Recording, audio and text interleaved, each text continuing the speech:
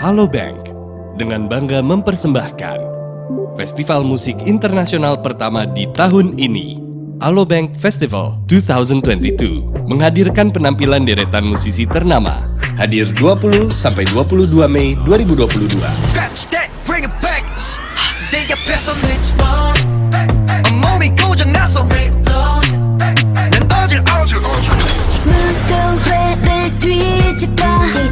작은 소란을 또 일으켜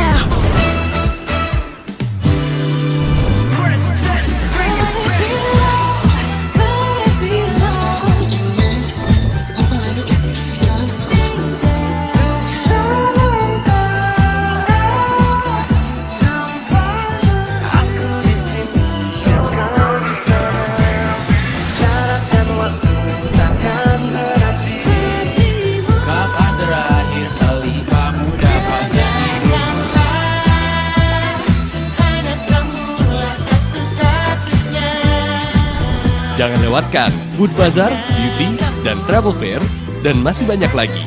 Menjadi all-in-one experience festival di Istora Senayan, Jakarta. Untuk hadir di Alobank Festival, pastikan download Alobank app dan upgrade akun kalian ke Aloprime. Nantikan update terbaru di www.alobank.com. Alobank, experience a simple life.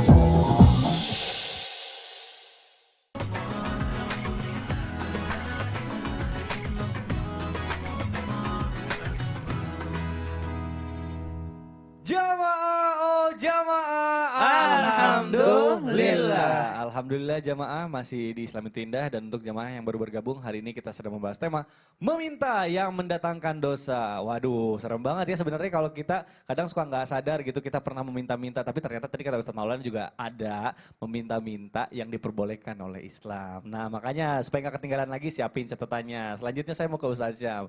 Ustaz Syam, apa nih tadi pertanyaan sebelum iklan. Ada misalnya orang nih meminta-minta itu sudah menjadi kebiasaan gitu ya. Nah jadi kalau misalnya lagi ada butuh sesuatu gitu, udah tenang aja nanti tinggal minta sama si A, si B, dia mah kaya, banyak uangnya, baik sama kita gitu ya. Itu jadi karakter. Nah kenapa nih misalnya ada orang meminta-minta tapi malah jadi bangga, jadi kebiasaan, itu bagaimana hukumnya? Mohon penjelasan ya Ustaz Syam, silakan guru. Bismillahirrahmanirrahim. Tabi guruku habis malam, Ustaz Maulana, Mas Mikdad, serta guru-guru kami yang dimuliakan Allah Subhanahu wa taala. Rabbana taqabbal minna innaka antas samiul alim wa tub alaina innaka antat tawwabur rahim. Ya Allah, terimalah seluruh amal ibadah kami ya Allah.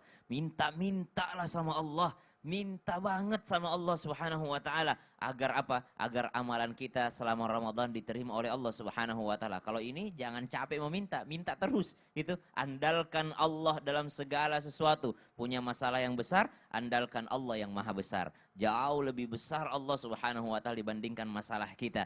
Jauh lebih luas ampunan Allah dibandingkan dosa-dosa kita. Maka subhanallah kami sedikit menambahkan daripada adab berdoa tadi, adab meminta kepada Allah, yaitu masukkan satu, husnudzon kepada Allah. Yakin, baik sangka bahwasanya doa kita ketika kita meminta sama Allah, Allah pasti mengabulkannya. Nah ini husnudzonnya bukan hanya kepada Allah, tapi dia husnudzonnya kepada manusia. Ya husnudzon yang salah ini, husnudzon yang salah. Oh ntar gampang kok kalau minta sama dia pasti dikasih, orang baik itu.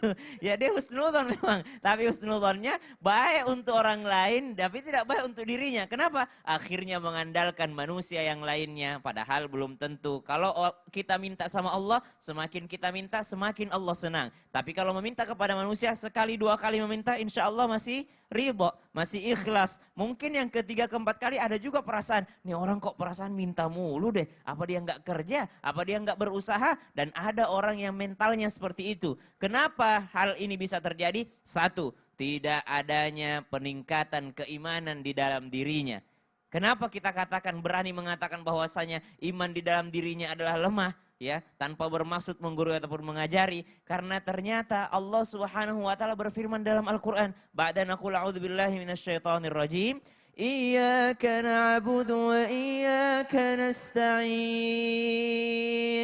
Allah meminta kita dalam setiap hari-hari kita 24 jam yang Allah kasih kepada kita membaca Iyyaka na'budu 5 kali sehari kita sholat. Berapa rakaat sholatnya? 17 kali kita membaca Iyyaka na'budu, hanya kepadamu kami menghamba ya Allah, hanya kepadamu kami mengabdi ya Allah, wa iyyaka nasta'in, dan hanya kepadamu kami meminta tolong ya Allah. Berarti orang yang ternyata bermental meminta-minta kepada manusia belum mengimani ayat ini, belum memasukkan ayat ini dalam prinsip hidupnya, bahwasanya ketika saya menyembah kepada Allah berarti saya juga berhak meminta kepada Allah Subhanahu wa taala. Ketika saya sudah menjalankan sholat ibadah kepada Allah Subhanahu wa taala, berarti saya juga dikasihkan hak oleh Allah untuk meminta apapun kepada Allah Subhanahu wa taala. Maka tingkatkan keimanan supaya hilang perasaan ingin meminta kepada manusia. Yang kedua, apa yang menyebabkan seseorang mudah sekali meminta kepada orang lain? Ternyata dia tadi itu tidak mengimani iyyaka na'budu wa iyyaka nasta'in. Lalu ternyata Allah katakan dalam Al-Quran, wa allaisa lil insani illa ma sa'a. Manusia tidaklah diberikan kecuali sesuai dengan usahanya. Ketika seseorang meyakini bahwasanya Allah kasih kita sesuai dengan usaha, maka dia akan berusaha lebih keras lagi. Banyak orang-orang ternyata bermental, ya udahlah ini hidup ini singkat, ya udahlah kalau ada tempat kita meminta, ada yang bantuin kita, ngapain kita kerja lagi? Tiap tahun kok kita dapat sumbangan, subhanallah. Maka ternyata Allah katakan, wa allaisa lil insani illa ma sa'a. Yang ketiga, yakinlah bahwasanya di hari kiamat ada ancaman bagi orang-orang yang ternyata meminta-minta di dunia. Apa ancamannya? Mereka akan datang tanpa daging muka. Artinya nggak punya malu gitu di dunia, akhirnya di akhirat juga dihilangkan wajahnya oleh Allah Subhanahu wa taala. Naudzubillahi min dzalik. Nauzubillah, subhanallah. Ustaznya berarti kalau kita kadang lihat orang kaya gitu ya. Berarti tadi kan dibilang katanya kita itu sesuai dengan apa yang kita perjuangkan, ikhtiarkan. Betul. Berarti mungkin orang-orang yang uangnya banyak itu kita harus lihat dulu perjuangannya kayak gimana, usahanya kayak gimana ya. Makanya ada tuh konten tuh, sekali-sekali kasih lihat kesibukan kita gitu.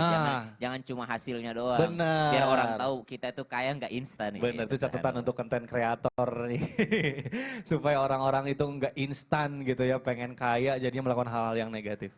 Gimana Ustaz? Habib Usman bukan di sini aja, sampai ke London. Waduh, perjuangannya ya. perjuangannya. Itu dia, kenapa bisa Tanyain dong sampai ngapain ke sana. ngapain Ustaz? Habib. Baik, nafas banget nih.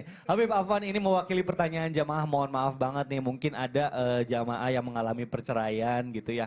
Nah ini juga mungkin ada istri-istri yang sudah lama, mantan istrinya tidak dinafkahi oleh mantan suaminya. Anak-anaknya harus diberikan makan, harus diberikan nafkah gitu ya. Nah ini dalam kasus seperti ini, apakah diperbolehkan untuk mantan istri itu meminta-minta kepada mantan suaminya supaya memberikan nafkah kepada anaknya? Apakah ini termasuk ke dalam dosa juga atau enggak nih Habib? Mohon Tadi penjelasan. menarik kalimatnya Kang Mikdad. Gimana Habib? Meminta nafkah mantan Suami. Istri minta, kalau istri nggak boleh mantan istri. Oh iya, di bahaya nih. Kalau anaknya baru boleh. Iya. Ini yang bermasalah. Silakan diluruskan dan Afwan, dijelaskan. Kang Mikdad. Silakan Habib Afwan, Usman. Ustaz Maulana, Ustaz Syam.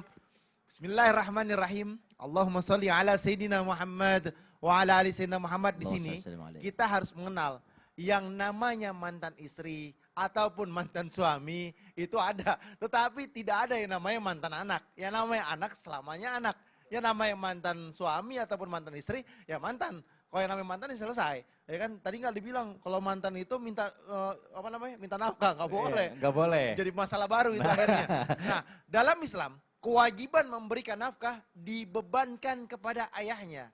Ar-rijalu qaumuna 'alan nisa. Dilanjutkan dalam ayat Al-Quran tersebut bahwasanya laki-laki menjadi pemimpin, memberikan nafkah kepadanya dan untuk mengurus daripada setiap rumah tangganya dan lain sebagainya. Oleh karena itu, bahwasanya wajib bagi seorang ayah untuk membiayai anaknya dimanapun berada dan harus mempunyai tanggung jawab terhadap anaknya, bukan ditelantarkan, bukan ditinggalkan, bukan masa bodoh, bukan cuek aja, ya kan? Bikinnya bisa, ya kan? Tapi apa? Ngurusnya nggak bisa. Oleh karena itu manusia yang bertakwa kepada Allah Subhanahu wa taala memahami kewajiban sebagai orang tua. Ketika Abu Sofyan tidak memberikan nafkah terhadap istrinya Hindun atau kurang memberikan nafkah terhadap Hindun, maka Hindun ngadu kepada Rasulullah Shallallahu Alaihi Wasallam. Maka ketika Hindun ngadu, ngomong kepada Rasulullah, berbicara kepada Rasulullah, apa jawaban baginda Nabi Muhammad Shallallahu Alaihi Wasallam? Khudhi ma yakfik waladak bil ma'ruf. Bahwasanya boleh diambil, ya kan? ambillah harta Abu Sufyan yang cukup untuk dirimu dan anakmu sewajarnya. Berarti di situ ada hak siapa? Ada hak anaknya daripada hartanya Abu Sufyan tersebut. Oleh karena itu, di sini nih kita jelasin nih, boleh mantan meminta hak untuk siapa? Anak-anaknya, bukan untuk dirinya. Kalau untuk dirinya masalah, ya kan? Apalagi suka nelponin, berhubungan langsung, apalagi sama-sama mempunyai suami ataupun istri dan lain sebagainya, timbul keributan. Ini yang nggak benar. Betul. Ini yang nggak boleh. Ini yang timbul sebagai sebuah fitnah. Oleh karena itu, laki-laki dimanapun berada, pesan yang paling penting, wajib bagi laki-laki untuk memberikan nafkah terhadap anaknya. Nggak boleh mentelantarkan, nggak boleh dia, wah cueklah, dia udah punya rezeki juga, dia punya ini juga, ya ibunya mampulah, inilah dan sebagainya, nggak boleh. Jadi wajib untuk memberikan nafkah terhadap anak-anaknya. Seorang dianggap melakukan perbuatan dosa jika dia menyia-nyiakan orang yang orang tersebut wajib dia berikan nafkah. Oleh karena itu, ayolah bertobat sama Allah, minta ampunan kepada Allah. Bapak-bapak ini yang kabur-kaburan, ya kan, yang nggak mau memberikan nafkah terhadap anaknya, yang cuek terhadap anaknya, yang sibuk urusannya masing-masing. Ayo, ingat kalian memiliki anak, nafkahi dia. Didiklah dia dengan didikan agama. Karena apa? Orang tua mempunyai tanggung jawab yang besar di dalamnya. Bukan hanya materinya saja, tapi semuanya tanggung jawabnya ada. Kalau misalkan anak tersebut, apalagi anak perempuan, dia melakukan perbuatan zina, dia melakukan perbuatan maksiat, bapaknya nanti ditarik ke dalam nerakanya Allah Subhanahu wa taala. Oleh karena itu, taubat dan minta ampunan kepada Allah Subhanahu wa taala dan ajarkan didikan agama yang baik dan orang tuanya belajar agama, anaknya belajar agama, agar apa? Hidup di dunia ini sementara agar dia selamat di dalam akhiratnya Allah Subhanahu wa taala. Amin amin ya Allah ya Rabbal alamin. Alamin. Waduh, ternyata memang pertanggungjawaban orang tua itu bukannya di dunia tapi sampai akhirat. Nanti Betul. kita akan dipertanggungjawabkan ya. Waduh, serem banget. Baik, terima kasih Habib Usman. Selanjutnya saya mau ke Ustadz Maulana. Ustadz, tadi aku udah dengar akibatnya kalau kita suka meminta-minta Iya. gitu ya. Ternyata ada akibatnya, ada Iya. bahayanya, Oh. ada ancamannya. bahkan tadi katanya ibaratkan nanti tuh kita kehilangan daging muka gitu. Jadi cuma tulang doang. Nauzubillah, aku jadi serem nih. Nah, sekarang kita cari solusinya nih Ustadz Maulana. Bagaimana nih cara menghilangkan sifat orang yang suka meminta-minta dan mungkin ada metode apa yang bisa menyembuhkan ini gitu ya. Mohon Ada penjelasannya. metodenya. Silakan Ustadz Baik, Maulana. bismillahirrahmanirrahim. Izin Habib Tafadhol, dan Ustaz. izin Sasam. Tetana barakah. Bismillahirrahmanirrahim. Allahumma salli ala Sayyidina Muhammad wa ala ali Sayyidina Muhammad. Kepada semua yang lagi nonton, ayo, camkan pada diri kita. Tadi sudah dibahas oleh Habib Usman tentang bahayanya. Ustaz Sam dengan solusi perasaannya. Makanya kita baca Al-Waqi'ah supaya ada kayaknya menaikkan imun.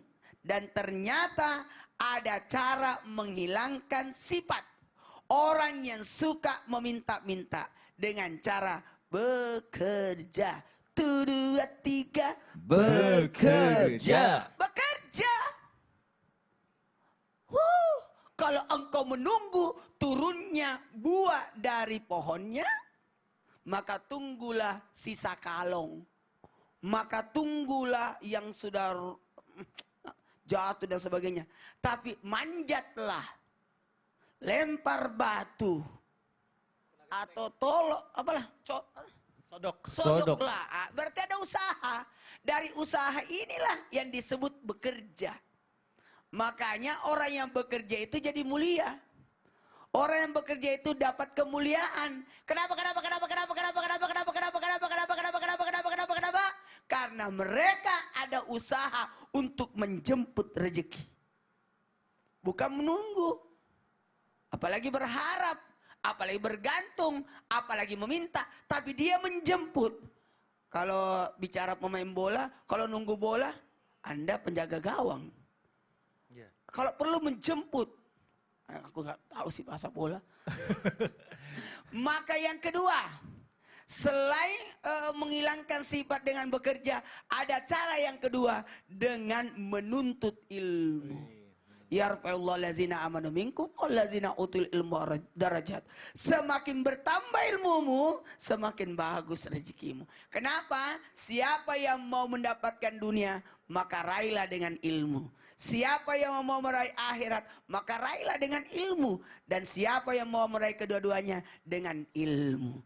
Dengan ilmu. Kalau kita cuma mengetahui yang mana kanan, yang mana kiri, mungkin Anda cocok sebagai ini. Tapi kalau sudah tahu banyak tombol yang dia tahu, maka dia cocok jadi pilot. Saya masuk di COVID pilot itu luar biasa banyaknya tombol-tombol. Banyaknya teknik-teknik. Wow. Tapi kalau kita cuma bisa goes kiri kanan, ya naik sepeda lah kau. Tapi kalau sudah bisa menggas, mengrem, terus adalah apalah itulah. Sudah bisa naik mobil ada lagi tambahan, semakin bertambah ilmu, semakin bertambah kemuliaan kita. Amin. Amin. Ya Allah, ya Rabbal Alamin. Amin. Ada ilmu kedokteran, ada ilmu ekonomi, ada ilmu. Semakin banyak ilmu yang kau miliki, semakin bagus kerjaanmu. Makanya untuk memutus rantai kemiskinan dengan ilmu. Satu-satunya jalan. Sekolahkan anak kita, insya Allah dia akan mulia nanti. Dan yang ketiga, yang paling mulia adalah bagaimana memutus rantai untuk meminta-minta dengan cara tolong menolong. Waduh, Ada tolong kepedulian. Makanya ada zakat, ada sedekah, ada Betul. infak, ada wakaf, macam-macam. Waduh. Itu adalah bagian daripada bagaimana meratakan nikmat Allah. Masya Allah, ada Makanya istilah. ada haknya orang di harta kita. Betul, siapa tahu menjadi rezeki juga buat kita ya. Iya, Gitu, Masya Allah, tabarakallah. Tuntutlah ilmu sampai ke Jatiwaringin. Baik jamaah, Masya Allah, ini sepertinya nih jamaah yang ada di rumah udah gak sabar nih. Pengen pertanyaan dijawab sama guru-guru kita. Makanya sekarang langsung aja kita masuk ke segmen Tanya Dong Ustadz. Kami semua tanya dong Ustadz. Baik, Alhamdulillah, terima kasih untuk jamaah yang sudah memberikan pertanyaannya ke sosial media Islam Itu Indah. Sekarang sudah dipilih oleh tim Islam Itu Indah. Ini ada pertanyaan dari @bangga-aku-tuh. Wih, lucu banget namanya. Assalamualaikum Ustaz. Waalaikumsalam warahmatullahi wabarakatuh. Apakah meminta uang kepada orang tua itu dosa? Sebenarnya orang tua punya kewajiban untuk memberikan nafkah. Tapi ada nggak sih cara agar anak meminta ke orang tua itu tidak mendatangkan dosa? Baik, mungkin pertanyaan akan dijawab melalui tausiah oleh Ustaz Syam. Silakan Guru. Dijawab sendiri sama dia. Iya, dia bertanya sekaligus bertanya. Mungkin penjelasan lebih detail. Silakan. Oke, bangga aku tuh. Subhanallah, sampai guruku Ustaz Maulana, Habib Usman, Mas Mikdad, serta penanya yang dimuliakan Allah Subhanahu wa taala. Orang tua memang punya kewajiban memberi nafkah. Udah dijawab sama penanya sendiri. Kemudian yang ditanyakan adalah, ada nggak sih caranya agar anak meminta orang tua itu tidak jadi berdosa? Yang pertama, lihat keadaan orang tua kita. Jangan pernah kita menyesal memiliki orang tua seperti apa gitu ya. Tapi menyesallah jikalau kita menjadi orang tua yang seperti apa. Kita tidak bisa memilih terlahir kaya ataupun terlahir miskin. Tapi kita bisa berusaha agar tidak mati miskin. Subhanallah. Maka ketika kita dilahirkan dari sosok orang tua, mestinya kita mengerti dan memahami keadaan orang tua kita. Mungkin waktu kecil dia sering berpikir, andai saja orang tuaku seperti bapaknya si Anu ya, andai saja orang tuaku seperti ayahnya si ini, saya kan nggak akan seperti ini. Enak banget ya kalau ayahnya seperti itu, pengen dirasanya tuker tambah gitu. Maka subhanallah, ketahuilah keadaan orang tua kita sebelum meminta daripada mereka. Karena tidak ada orang tua yang menolak, orang tua yang normal. Tidak ada orang tua yang normal yang hatinya bisa lega sebelum bisa mengabulkan permintaan anaknya. Pasti nih kalau misalnya dia orang tua yang baik dan normal, maka dia pasti akan selalu berusaha untuk memberikan apa yang diinginkan anaknya. Sampai ngutang tuh bapak tuh, sampai ngutang ayah kita tuh kalau anaknya meminta sesuatu. Subhanallah, tanpa diketahui seorang anak, ternyata orang tuanya berhutang. Tanpa diketahui seorang anak, ternyata orang tuanya menghinakan diri di luar sana, meminta untuk dimohonkan agar dikasih hutangan, agar diberikan apa untuk anaknya, subhanallah. Nah, maka ketahuilah keadaan orang tua kita agar kita tidak termasuk berdosa. Kenapa? Karena kalau kita tidak tahu keadaan orang tua kita, kadangkala dia memintanya berlebihan. Dia meminta seakan-akan orang tuanya sama seperti orang kaya yang lainnya. Padahal mungkin orang tuanya tidak semampu dengan tetangganya. Orang tuanya tidak semampu dengan saudaranya. Ya, jangan membanding-bandingkan diri dengan tetangga. Jangan membandingkan diri. Kita ini nggak suka dibanding-bandingkan dengan anak tetangga. Ah, mama, papa, dia kan begini. Suka dibanding-bandingkan sama anak tetangga, kita nggak suka. Sama, orang tua kita pun merasa nggak enak kalau kita banding-bandingkan mereka dengan orang orang tua yang lainnya. Maka ketahuilah keadaan mereka. Yang kedua, setelah kita mengetahui keadaan orang tua kita, anak yang berbakti, anak yang soleh, sebelum ia meminta, dia melakukan dulu pekerjaan yang baik. Misal, ya, kita didik diri kita agar tidak menemukan sesuatu, mendapatkan sesuatu secara instan. Ya, kita kerja dulu misalnya cuci motor atau mungkin bersih-bersih rumah, minta imbalan gitu sama orang tua. Walaupun ya dikatakan apakah berdosa? Tidak berdosa meminta kepada orang tua. Sama seperti orang tua mengingatkan, membangunkan anaknya sholat subuh. Subuh, apakah orang tua berdosa mengganggu tidur anak? Tidak. Kenapa? Karena sholat subuh adalah kewajiban. Ya, untuk anak pun kewajiban kalau dia sudah balik. Untuk anak umur 6 tahun sudah wajib untuk diajarkan. Anak umur 10 tahun sudah dihukum kalau tidak sholat. Sama, orang tua punya kewajiban memberi nafkah, maka sang anak boleh-boleh saja mengingatkan orang tuanya agar memberi nafkah. Apalagi kalau misalnya nafkah yang primer ya, misalnya bayaran sekolah ataupun misalnya untuk makan, tapi bukan untuk hal-hal yang mungkin hanya untuk sekedar gaya, itu sama saja dengan memberatkan orang tua dan hati-hati bisa jadi berdosa. Wallahu taala alam. Kalau misalnya beli motor gitu, motor yang terbaru gitu, Iya. sama orang tuanya itu dosa ya? Kalau orang tuanya mampu ya udah. Oh enggak, minta aja terserah orang tuanya mau ngasih atau enggak ya. Kalau Zo minta gimana? Aduh, tergantung. Dia misalnya kalau dapat universitas kayak kasih rewards gitu, Mas Yong. Tapi ini ngomongin soal pengeluaran, aduh pusing juga nih aku nih. Ustadz Maulana, Ustadz Syam, ternyata banyak banget nih list pengeluaran buat sumbangan, ya Allah. Ngomong-ngomong soal sumbangan, Ustadz Maulana sebenarnya boleh nggak sih kalau misalnya kita minta-minta sumbangan gitu? Aduh, menurut Mikdad itu dosa nggak? Nah itu dia makanya Saya aku mau nanya. tanya, menurut Mikdad dosa nggak? Aduh, justru itu aku nanya sama Habib, sama Ustadz Maulana, sama Ustadz Syam. Aku takut salah. Kayaknya sih enggak kali ya. Kalau demi kebaikan. Mau tahu? Mau tahu banget. Penasaran? Penasaran. Kita bahas sesaat lagi. Oh ya udah gitu. Boleh nggak minta sumbangan? Makanya mau tanyain. Yaudah, tetap di Islami Tindah. Jamaah, alhamdulillah. Lillah. Banyak banget.